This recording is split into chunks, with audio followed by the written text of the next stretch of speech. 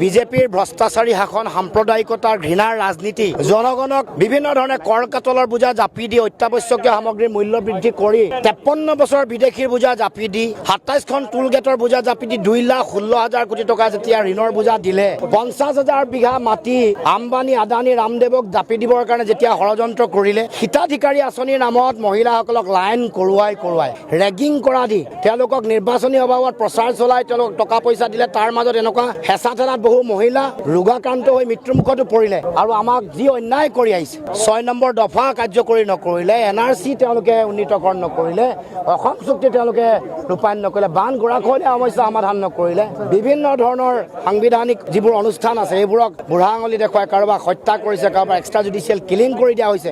এই অন্যায়ৰ বিৰুদ্ধে ৰাইজে এইবাৰ বিজেপিক উৎখাত কৰিবৰ কাৰণে সিদ্ধান্ত গ্ৰহণ কৰিছে। চুনামি আৰম্ভ হৈছে। ইয়াত যিটো পৰিৱেশ দেখিলে, ইয়াত ধুমুহা নহয়, লাহে লাহে চুনামিৰ ৰূপ ধাৰণ কৰিব। অসমৰ মাটিৰ পৰা বিজেপিক উৎখাত কৰাৰ যিটো যাত্ৰা, সেই যাত্ৰা শক্তিশালী ৰূপত আৰম্ভ হৈছে। তাৰ ৰণধ্বনি হৰভোগ আৰু ভৱানীপুৰ সমষ্টিত আৰম্ভ হৈছে আৰু মনোৰঞ্জন তালুকদাৰ ইয়াৰ পৰা জিকি যোৱাটো 100% নিশ্চিত।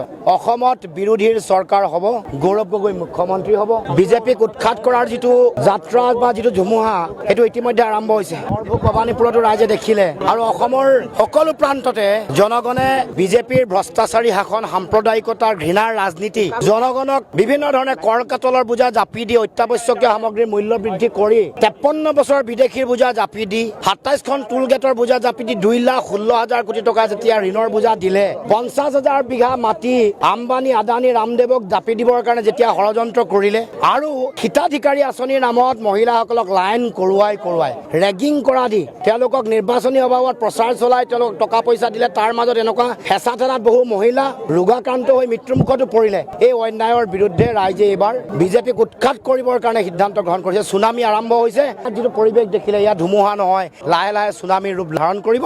আৰু এইবাৰ অসমত বিৰোধীৰ চৰকাৰ হ'ব, গৌৰৱ গগৈ মুখ্যমন্ত্ৰী হ'ব।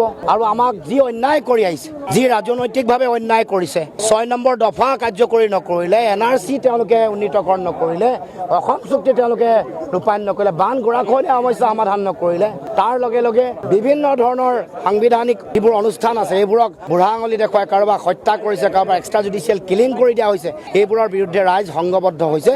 আৰু এইবাৰ অসমৰ মাটিৰ পৰা বিজেপিক উৎখাত কৰাৰ যিটো যাত্ৰা, সেই যাত্ৰা শক্তিশালী ৰূপত আৰম্ভ হৈছে। তাৰ ৰণধ্বনি হৰভোগ আৰু ভৱানীপুৰ সমষ্টিত আৰম্ভ হৈছে আৰু মনোৰঞ্জন তালুকদাৰ ইয়াৰ পৰা জিকি যোৱাটো 100% নিশ্চিত।